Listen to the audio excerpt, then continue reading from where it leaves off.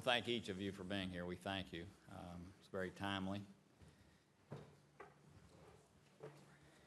In 2009, the Obama administration shifted the direction of U.S. Burma policy, taking a leap of faith that an approach combining engagement and pressure would help usher in democratic reform where sanctions alone had failed.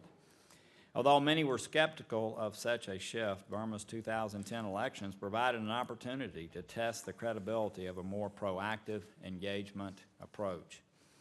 And in the ensuing years, the United States worked to balance engagement with the military junta and the democratic grassroots movement. Undoubtedly, this engagement strategy had a positive effect on the trajectory of Burma's democratic reforms, including the 2015 election that brought the democratic opposition to power. And while the 2015 election was historic, Burma's democratic transition has been a work in progress.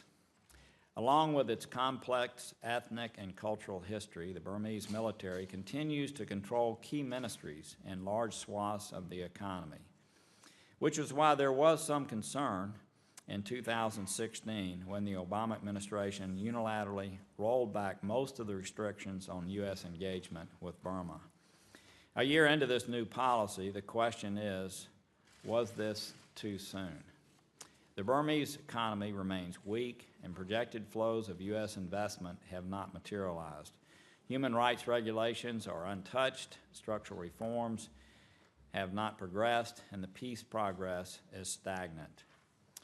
In recent weeks, we've also witnessed the appalling images of atrocities being committed by the Burmese military against the Rohingya minority. Hundreds of men and women and children systematically killed. Hundreds of thousands of people fled as their homes burned. We continue to hear the truly heartbreaking accounts of human suffering. International frustration at Burmese government's failure to protect against such atrocities is even more heightened, given decades of hope staked upon the de facto leader, Ms. Aung San Suu Kyi. Of course, our first priority must remain the humanitarian situation, including 500,000 men, women, and children who fled to Bangladesh.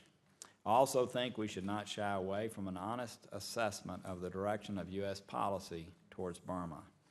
Last year, I raised specific concerns with Ms. Suu Kyi about her government's treatment of the Rohingya, one of the most vulnerable populations to human traffickers around the world.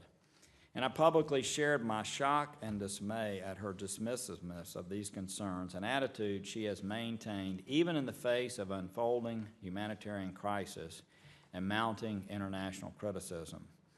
Her failure to acknowledge the seemingly systematic campaign of brutality by the Burmese military continues to undermine the civilian government and Burma's democratic transition as a whole.